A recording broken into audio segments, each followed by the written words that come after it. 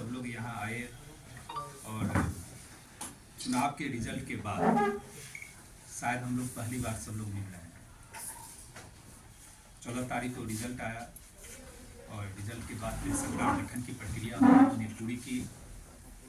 आदरणीय नीतीश कुमार जी के नेतृत्व में नई सरकार बनी और प्रचंड बहुमत वाली सरकार बनी। चुनाव के दौरान जितनी बातें मैंने की थी पूरी ईमानदारी के साथ मैंने अपनी बातों को रखने का काम किया।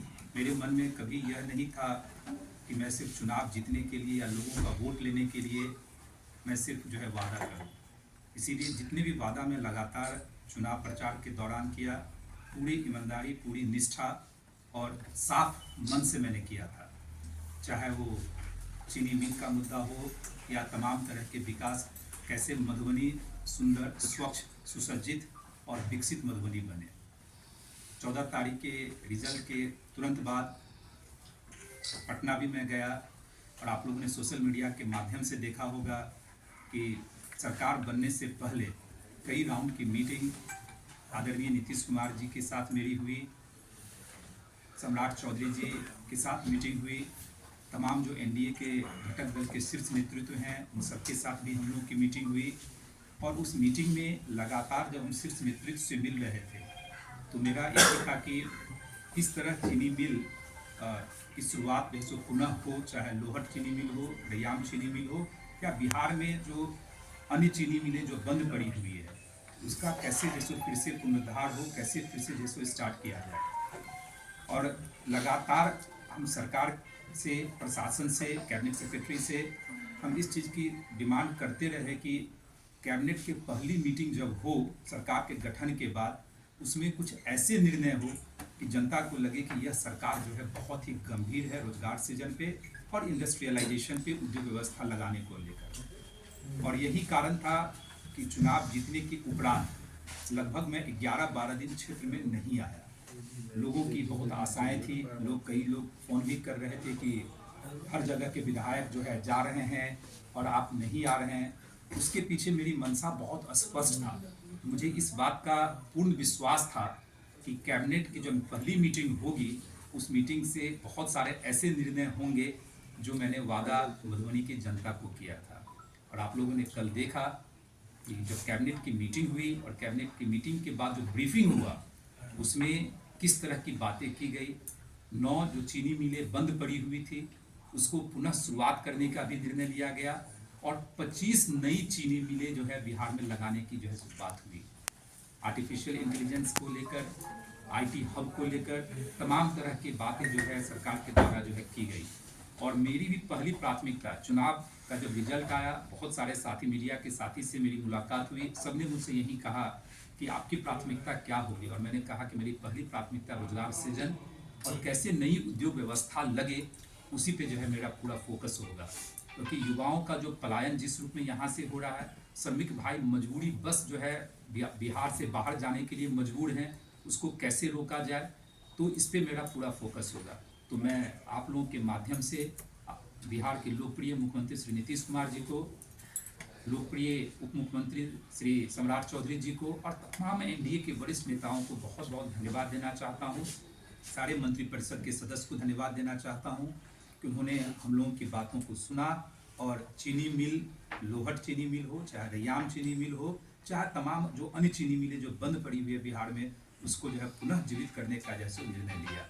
तो मैं मानता हूं कि सभी मधुबनी वासियों के लिए एक बहुत बड़ी जीत है और इस जीत में आप सभी लोगों का स्नेह, आशीर्वाद जिस रूप में मुझे मिला वही मेरे लिए एक महत्वपूर्ण था कि मैं भी अपने तरफ से जितना कर सकता था सरकार को कन्विंस करने की कोशिश की।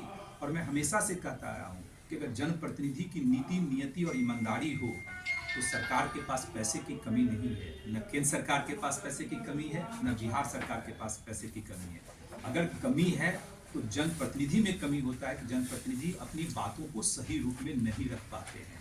अगर आप ब्यूरोक्रेट से, प्रशासन से अगर सही रूप में नहीं रखेंगे अपनी बातों को, क्यों यह चाहिए, इससे क्या फ़ायदा बिहार को मिलेगा, वहाँ के निवासियों को क्या फ़ायदा मिलेगा, अगर बड़ी स्पष्टता के साथ अगर आप रखते हैं तो निश्चित रूप से चाहे शासन हो, प्रशासन हो, चाहे मुख्यमंत्री जी हो या उप मुख्यमंत्री जी हो, उस चीज़ को एक्सेप्ट करते हैं। तो यह पहली जीत है। तमाम तरह की अन्य बातें जो मैंने की थी, खासकर जो 2-3 मुद्दे ऐसे हैं जो मेरी पहली प्राथमिकता में है। चीनी मिल की बात तो हो ही गई, उसकी शुरुआत डीपीआर वगैरह बनना स्टार्ट हो जाएगा, कैसे उसकी शुरुआत किया जाए, उसमें क्या क्या करना पड़ेगा, वो सरकार के माध्यम से लगातार हम लोग टच में हैं और जल्दी ही आप लोगों को उसमें भी अच्छी खबर देखने को मिलेगी। लेकिन उसके अलावा कुछ चीज़ें मेरी माइंड में प्राथमिकता के रूप में रही है कि मधुबनी शहर कैसे स्वच्छ, सुंदर और विकसित मधुबनी शहर हमको देखने को मिले, जिसमें पहली प्राथमिकता के रूप में मैंने जो अपने माइंड में रखा है वह है कि जो बस स्टैंड है उसका सौंदर्यीकरण कैसे हो। एक प्रदेश स्तर का स्टेडियम तो ऑलरेडी यहाँ है, लेकिन स्टेडियम को कैसे और अच्छे भव्य तरीके से उसको सुसज्जित किया जाए, स्टेडियम का जो है निर्माण हो। और जितने भी जो बिहार सरकार की योजना है, जल जीवन हरियाली योजना के तहत मेयर साहब भी यहाँ बैठे हुए हैं, जितने भी तालाब हैं, तालाबों का सौंदर्यीकरण, क्योंकि बिहार सरकार की स्कीम है, आप लोग जानते हैं, जल जीवन हरियाली योजना, उसके तहत सभी तालाबों के सौंदर्यीकरण के लिए बिहार सरकार की तरफ से पैसा दिया जाता है। तो ये 4-5 चीज़ें प्राथमिकता में हैं। चीनी मिल के अलावा और भी बहुत सारी इंडस्ट्री लगाने की बात जो है हम लगातार बिहार सरकार से कर रहे हैं। चिराग पासवान जी भी आए थे, उन्होंने भी आप लोग के समक्ष वादा किया था कि माधव जी को जिताइए। फूड प्रोसेसिंग सेक्टर में जितनी भी उद्योग की व्यवस्था होगी उनके मंत्रालय से भी हम लोग को सपोर्ट मिलेगा। और ईश्वर की कृपा है कि जिस पार्टी से मैं आता हूँ, हम लोग के पास पंचायती राज भी है, जो हमारी पार्टी के लीडर जो है मंत्री बने हैं, तो तमाम तरह के उद्योग मंत्री भी दिलीप जायसवाल जी बने हैं, गन्ना विभाग भी जो है चिराग पासवान जी की पार्टी के मिला है। तो सभी लोग हम लोग मिल के काम करेंगे और मुझे पूर्ण विश्वास है कि जो मैं हमेशा से कहता आया हूँ कि 5 साल लंबा वक्त होता है, अगर नीति, नियति और ईमानदारी हो तो 2 से 3 साल में बहुत सारी समस्याओं का निदान जो है सो किया जा सकता है।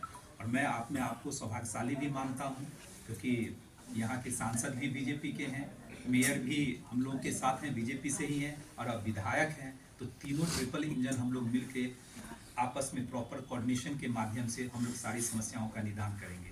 दूसरी बात, मैंने यह भी निर्णय लिया है कि एक विधायक का जो ऑफिस होता है, प्रोटोकॉल है, उसका भी हम जो है निश्चित रूप से इस जो अभी प्रवास मेरा है सैटरडे तक, उसके दौरान ही मैं कार्यालय का भी उद्घाटन करूंगा उसमें, जिसमें कुछ लोग बैठेंगे भी। और नियमित रूप से मैंने भी यह निर्णय लिया है कि महीने में कम से कम 1 हफ्ता जो है हम क्षेत्र में देने का काम करेंगे, क्योंकि मेरे लिए यह आवश्यक है।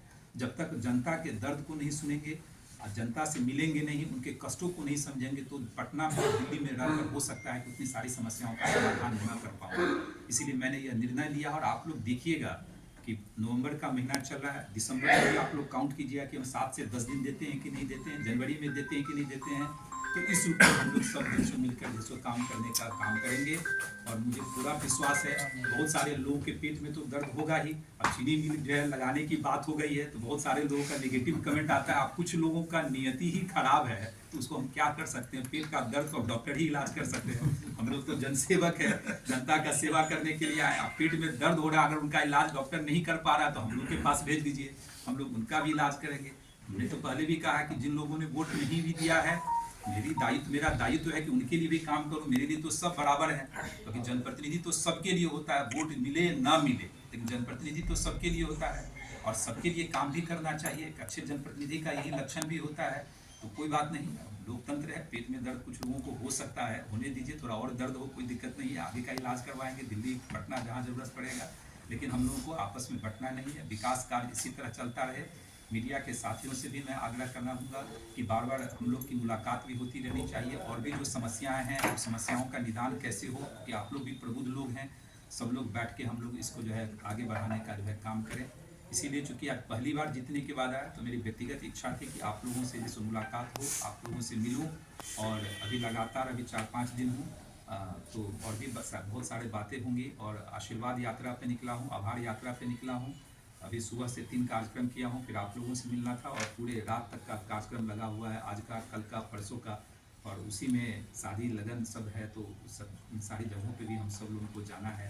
तो एक बार पुनः आप लोगों के माध्यम से मधुबनी निवासियों को, मधुबनी विधानसभा 36 के जितने मतदाता मालिक हैं और जितने भी निवासी हैं, सबको बहुत बहुत धन्यवाद देता हूँ कि वो सब लोगों ने मुझ में विश्वास जताया। और मैंने कहा कि उनका विश्वास बेकार नहीं जाएगा, यह मेरा प्रतिज्ञा है। और मेरे दिल में मधुबनी और मधुबनी वासियों के दिल में माधव आनंद यह तो जैसे निश्चित रूप से मैं करके रहूँगा, इसी आशा और विश्वास के साथ कि आप लोग का भी सहयोग मिलेगा। बहुत बहुत धन्यवाद।